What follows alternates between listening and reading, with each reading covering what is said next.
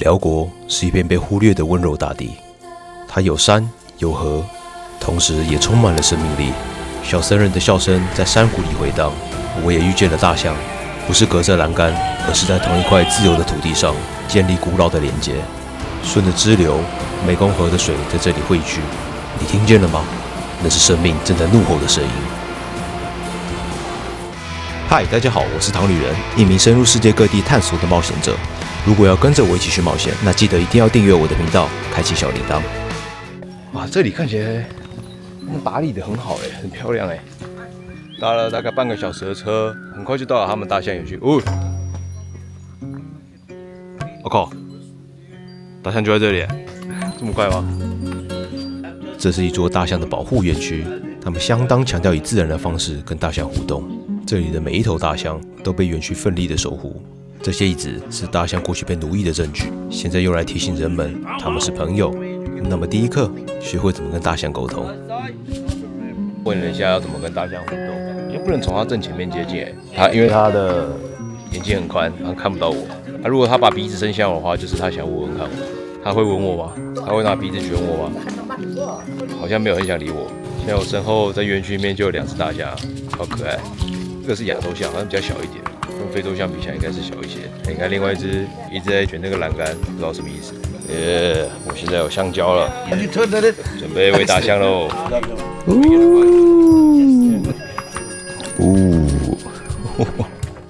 哇，它超爱，爱到不行，一直吃，而且暴吃地上的叶子。又吃。刚我喂大象喂到一半，我就觉得那个香蕉很好吃，然后我看到导游在吃，我也拿了一个来吃。这个香蕉很好吃，现在人类们开始排队拿香蕉。这里的有些大象以前曾经受过重伤，或者生过重病，是一群善心人士集结了资源，找了医生，他们才能在这里健康快乐生活着。园区也面临着资源紧缩的问题，所以他们利用象粪来制作草纸或者纪念品，维持基本的开销。那么你不得不提到其中的角色——象夫。他们与大象有着非常强烈的连结，但有时候还是有失控情况发生。比如这只小象，这只超级淘气，到处跑来跑去，真的像人类的小孩一样，调皮地探索这个世界，是那种可爱的失控。现在要吃香蕉叶。Hello， 他只对香蕉有兴趣了，闹脾气了，不想吃东西了。过没多久，他就不理我们了。才一转身，那巨大的身影从树林出现。在这个园区里面，大象是随时会穿梭在你旁边的。尽管象夫会给他们指引，他们还是能随心所欲，按照自己的意思行动。那这时就是一个最好的机会，可以好好的亲近大象，与他们建立关系。Bye bye, bye bye, Miss Forward, Miss Forward. Hello, beautiful. 现在有一只老大跟着我。Bye bye. 嗨，象夫说，如果你对大象好，他们是一定会记得的。我相信他们对情感的理解能力是非常深的，从他们细微的眼神、动作，你真的可以感受到。离我好近哦！阿刚的鼻子都要撞到我的脸了。跟大象一起走路，这个真的是没想过哎，很梦幻哎。他们有时候会偷懒，或是跑过去旁边吃草哎，你看又跑去旁边吃东西了。最有趣的就是看着他的眼睛，他也会回应你，他会一直看着你。啊，现在又跑去吃草了。他现在在暴啃路边的树，开心的哦。象夫都叫不动。与他们散步过程中，幸运的话，你可以慢慢跟大象建立连结，他们会开始主动接近你，渐渐接受你的触摸，你的存在。与其把他们当作另外一种生物，我更宁愿把他们称之为朋友。他们是不会吝啬回应你的。他们说我可以抱他哎。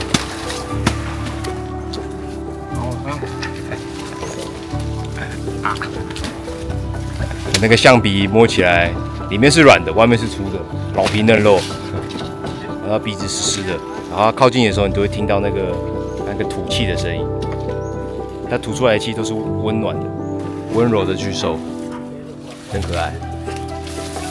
我可以这样跟他们玩一整天。他们在你旁边的时候，其实做什么动作都是小心翼翼的，也是小心翼翼，他们都知道你在哪里。你不要看他们很大只哦，我觉得他们都很清楚什么时候会碰到你，什么时候不会碰到你。但如果你站在他们后面，他们完全看不到，就没办法了。但基本上只要他们看得见的地方，他们对身体的控制好像蛮精细的。我觉得象鼻很有趣啊，真的超级灵活，比手还要灵活。他们很喜欢吃这个，应该是凤梨的叶子，他们也是喜欢挑好吃的。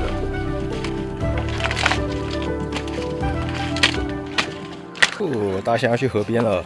我们即将迎来大象最喜欢的活动，那就是在湄公河洗澡。至于我们这些两脚走路的生物们，好像也玩得挺开心的呢。这只怎么就下去了？哎，你看它的潜水艇。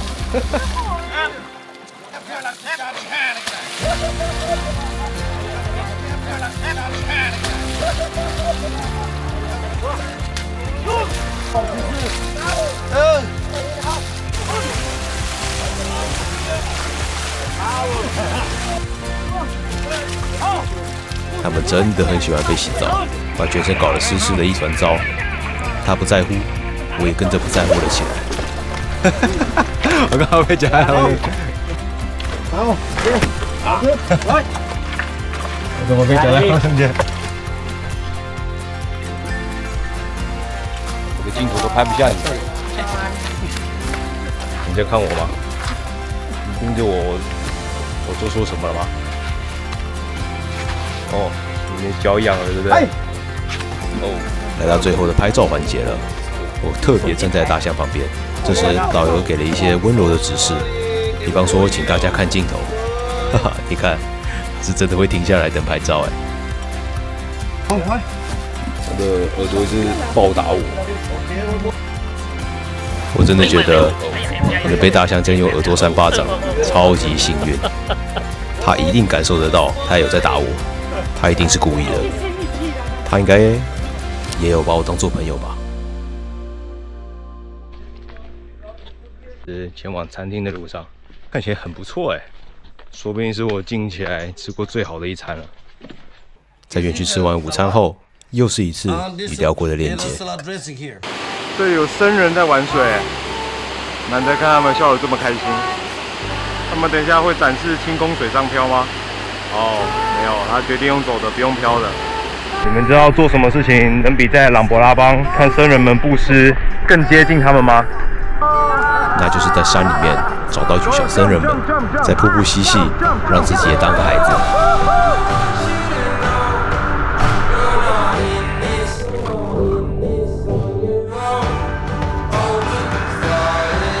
这个瀑布很凉哎，有点冷。当地的小孩都在这边戏水，你要去那个上面一层一层那边看看。啊，现在我爬上来了，我坐在一个瀑布的中间，很多没有人跟我抢，继续往上爬。也许抛开佛法经书，他们的童心还在，他们的笑容比水更清澈。接下来，我要去找一种会微笑的生物，它们是极其稀有，生活在湄公河淡水中的海豚——伊洛瓦底江豚。你看到它们的可爱的微笑了吗？它们仅剩下不到200只。于是我从罗波邦出发，往南1000多公里，到达4000美岛，那是传说它们还存在的栖息地。现在我拿到这个票啊，但我完全不知道要去哪里，要去哪里等。这边的一切都很神秘啊。这啥意思啊？上面应该是车牌号码啦。等一下时间快到，我再过去问。今天搭的这个是双层的啊，但看起来它每个床位都是2人床，我感觉应该是要跟陌生人睡在一起啊。希望抽到一个好签。哇，这个走廊非常小。我的床位好像好了，我已经到我的床位了，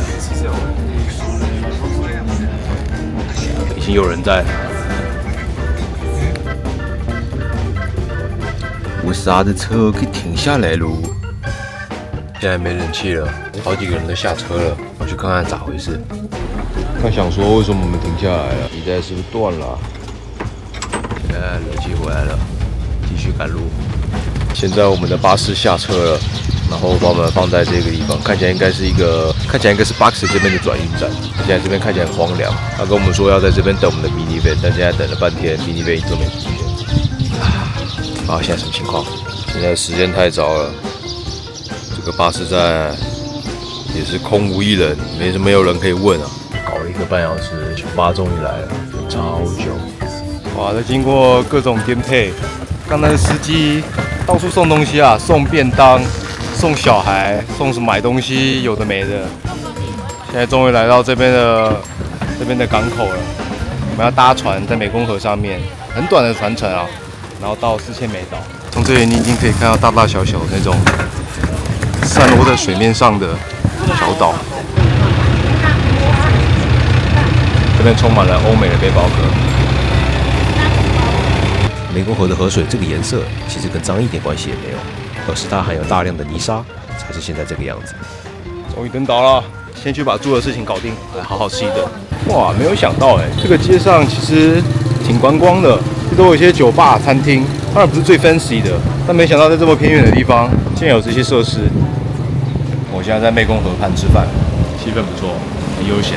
那辽国这边他们点菜啊也是很悠闲。我觉得他们每次做菜应该都是从零开始做，他们不是先准备好，所以来辽国旅游的时候要注意一点，就点菜时间可能都要等个20分钟以上，是没有人排队的哦。但他们也是出餐出很久，他们这边人的守时观念并不好啊。我点了一碗北泰还有北辽的特别料理，是咖喱，然后配上炸面条。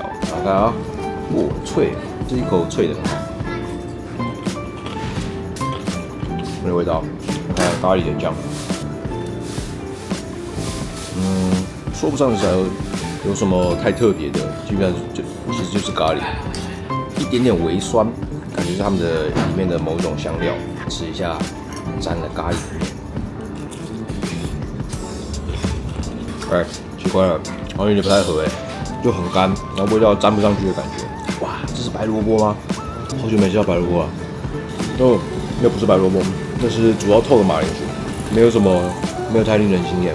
我这个辽国咖啡蛮好喝的。